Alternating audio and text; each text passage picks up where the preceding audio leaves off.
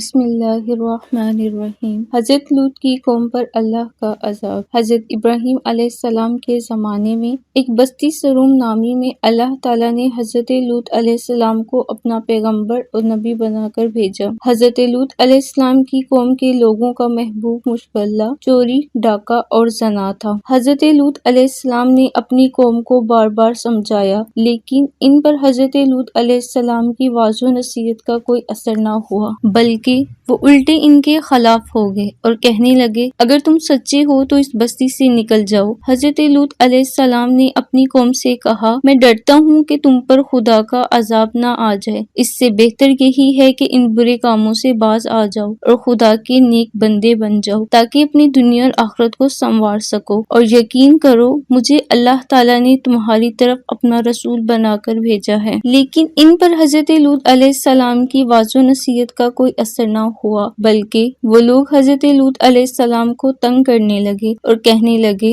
جس عذاب سے تو روز ہمیں ڈراتا ہے، اگر تم سچے ہو تو اس عذاب کو ہم پر لے کر آ۔ آخر خدا کا غضب جوش میں آ گیا اور اللہ تعالیٰ نے اس بستی کو فنا کرنے کا پختہ تہیہ کر لیا۔ اللہ تعالیٰ نے عذاب کے لیے اپنے فرشتے بھیجے۔ حضرت جبرائیل علیہ السلام چند فرشتوں کو ہمراہ لے کر مہمان بن کر حضرت لوط علیہ السلام کے پاس پہنچے، اور یہ سب فرشتے بہت ہی حسین اور خوبصورت لڑکوں کی شکل میں تھے۔ قوم کے بد فعلوں نے حضرت لوط علیہ السلام کے گھر کا محاصرہ کر لیا اور ان مہمانوں کے ساتھ بد فعلی کے ارادے سے دیوار پر چڑھنے لگے۔ حضرت لوط علیہ السلام نے ان لوگوں کو سمجھایا اور اس برے کام سے منع کرنا شروع کر دیا، مگر یہ بد فعل اور سرکش قوم باز نہ آئی، تو آپ اپنی تنہائی اور مہمانوں کے سامنے رسوائی سے تنگ دل ہو کر غمگین و رنجیدہ ہو گئے۔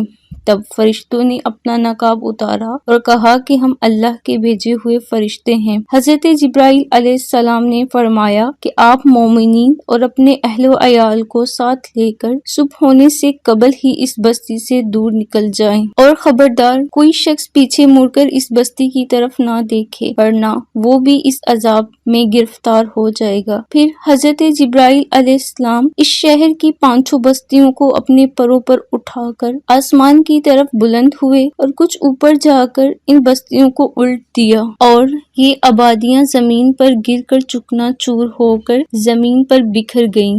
پھر کنکر کے پتھروں کا مینہ برسا اور اس زور سے سنگ باری ہوئی کہ قوم لوط کے تمام لوگ مر گئے اور ان کی لاشیں بھی ٹکڑے ٹکڑے ہو کر بکھر گئیں۔ عین اسی وقت جب یہ شہر الٹ پلٹ ہو رہا تھا، حضرت لوط علیہ السلام کی ایک بیوی جس کا نام وائلہ تھا، جو در حقیقت منافق تھی اور قوم کے بدکاروں سے محبت رکھتی تھی، اس نے پیچھے مڑ کر دیکھ لیا اور یہ کہا، ہائے میری قوم، یہ کہہ کر کھڑی ہوگی، اور پھر عذاب الہی کا ایک پتھر اس کے اوپر بھی گر پڑا اور وہ بھی ہلاک ہو گئی۔